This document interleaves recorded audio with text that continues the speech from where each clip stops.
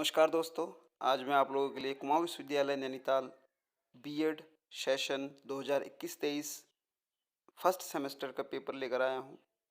जो first semester में दोस्तों जो पहला पेपर है वह है B 101 philosophical and sociological perspective of education. इसका पेपर है दोस्तों, ये 2 घंटे का समय है। मैक्सिमम मार्क्स 70 का है। 2 खंडों में ये पेपर विभक्त है। सेक्शन ए में लघु उत्तरीय प्रश्न, सेक्शन बी में दीर्घ उत्तरीय प्रश्न। और जो सेक्शन ए में जो प्रश्न है, कुल 10 प्रश्न दिए हैं। इसमें से कोई 4 के जवाब आपको देने हैं। जो प्रश्न है इस प्रकार है: दर्शन और शिक्षा के बीच संबंधों को स्पष्ट कीजिए। एक शिक्षक के लिए शैक्षिक दर्शन की प्रासंगिकता लिखिए। प्रश्न संख्या 2 है: अस्तित्ववाद का अर्थ स्पष्ट कीजिए। अस्तित्ववाद के अनुसार शिक्षा के उद्देश्य लिखिए। जॉन डीवी के शैक्षिक विचारों की संक्षेप में चर्चा कीजिए। भारत में सामाजिक परिवर्तन को प्रभावित करने वाले कारकों की विवेचना कीजिए। प्रश्न संख्या 5 है: संस्कृति का अर्थ स्पष्ट कीजिए। सांस्कृतिक परिवर्तन में शिक्षा की भूमिका का वर्णन कीजिए। प्रश्न संख्या 6 है दोस्तों: राष्ट्रीय और अंतर्राष्ट्रीय एकीकरण के अर्थ को स्पष्ट कीजिए। राष्ट्रीय एकता को विकसित करने में शिक्षा किस प्रकार सहायक हो सकती है। अगला प्रश्न है: समाजीकरण के सिद्धांतों को स्पष्ट कीजिए। प्रश्न संख्या 8 है: आधुनिकीकरण क्या है। इस शिक्षा में इसके सकारात्मक एवं नकारात्मक प्रभावों की विवेचना कीजिए। प्रश्न संख्या 9 है: बालक के समाजीकरण की प्रक्रिया में आने वाली बाधाएं कौन सी है। प्रश्न संख्या 10 है: शैक्षिक समाजशास्त्र और शिक्षा का समाजशास्त्र में क्या अंतर है। दोस्तों ये 10 प्रश्न हैं। इसमें से कोई 4 के जवाब आपको देने हैं। सेक्शन बी में दोस्तों दीर्घ उत्तरीय प्रश्न, कोई 4, टोटल इसमें 4 प्रश्न दिए हैं। कोई 2 के जवाब आपको देने हैं। जो प्रश्न है वो इस प्रकार है: समाजीकरण क्या है और यह किस प्रकार होता है।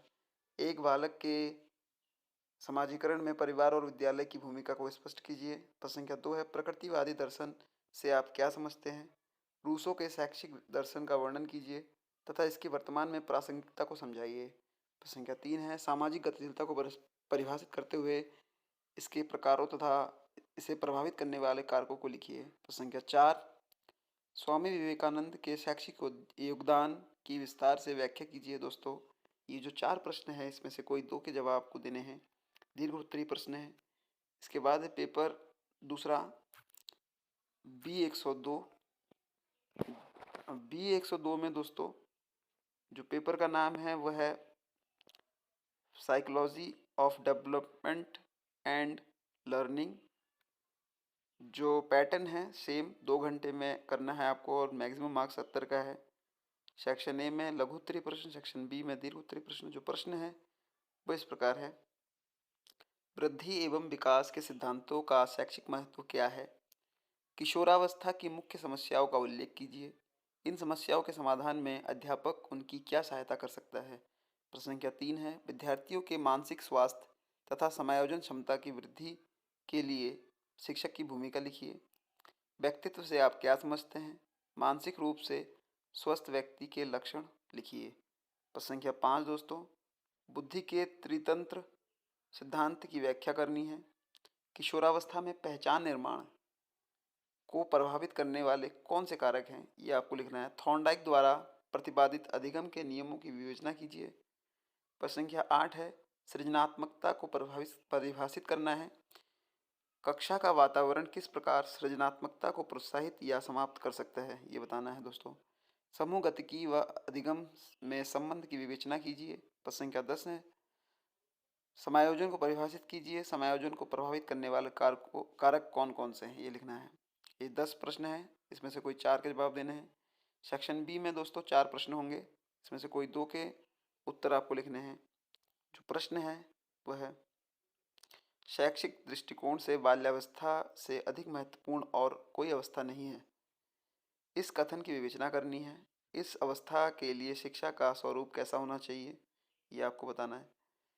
दूसरा प्रश्न: शिक्षा मनोविज्ञान को परिभाषित करते हुए इसके क्षेत्र व सीमाएं बताइए। स्पष्ट कीजिए कि एक शिक्षक अपने शिक्षण प्रक्रिया में शिक्षा मनोविज्ञान का प्रयोग कैसे कर सकता है।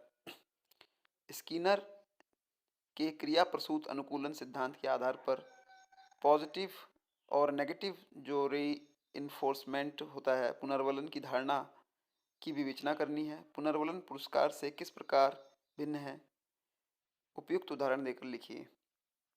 प्रश्न संख्या 4 है, अभिप्रेरणा किस प्रकार अधिगम को प्रभावित करती है? मॉस्लो के अभिप्रेरणा के सिद्धांत की व्याख्या करनी है। दोस्तों ये दूसरा पेपर था। अब जो लास्ट पेपर है 103, जो पेपर का नाम है वह है principles and methods of teaching. Same pattern होगा दोस्तों। सेक्शन ए में लघु उत्तरीय प्रश्न, सेक्शन बी में दीर्घ उत्तरीय प्रश्न। पहला प्रश्न देखते हैं दोस्तों। शिक्षण से आप क्या समझते हैं? शिक्षण के संप्रेषण सिद्धांत की संक्षेप में व्याख्या कीजिए। दूसरा प्रश्न है, शिक्षण के कार्यों की व्याख्या कीजिए। डी.जी. रेयंस के शिक्षक व्यवहार सिद्धांत पर टिप्पणी लिखना है। सूक्ष्म शिक्षण से आप क्या समझते हैं? इसकी प्रक्रिया को समझाइए। मस्तिष्क हलचल प्रवृत्ति से आप क्या समझते हैं? इसके सोपान लिखने हैं दोस्तों। शिक्षण प्रतिमानों के महत्व की व्याख्या कीजिए। परियोजना विधि को परिभाषित कीजिए। इसकी प्रक्रिया एवं विशेषताओं की व्याख्या कीजिए। पलटी कक्षा से आप क्या समझते हैं? पलटी कक्षा की आवश्यकता महत्व को लिखना है। जो सेक्शन बी है दोस्तों, उसमें जो प्रश्न है, शिक्षण सूत्रों का विस्तार से वर्णन करना है। दूसरा प्रश्न है, शिक्षण कौशलों को परिभाषित कीजिए। किन्हीं 3 शिक्षण कौशल की विस्तार से चर्चा करनी है। प्रश्न संख्या 3 है, टिप्पणी लिखना है दोस्तों। 4 बिंदु है, उसमें से कोई 3 पर टिप्पणी लिखना है आपको। भूमिका निर्वाह व्यूह रचना, समस्या समाधान व्यूह रचना, वार्तालाप नीति, व्याख्यान एवं प्रयोग प्रदर्शन व्यूह रचना। अंतिम प्रश्न है दोस्तों, रिचर्ड सचमैन के पूछताछ प्रशिक्षण प्रतिमान की विस्तार से व्याख्या कीजिए। कोई 4 प्रश्न हैं दोस्तों, इसमें से कोई 2 के उत्तर आपको देने हैं। आशा करता हूँ दोस्तों वीडियो आपके लिए हेल्पफुल होगी। अगर आपको ये वीडियो पसंद आती है तो आप इसको लाइक कीजिए, शेयर कीजिए, कमेंट कीजिए। बहुत बहुत थैंक यू, धन्यवाद।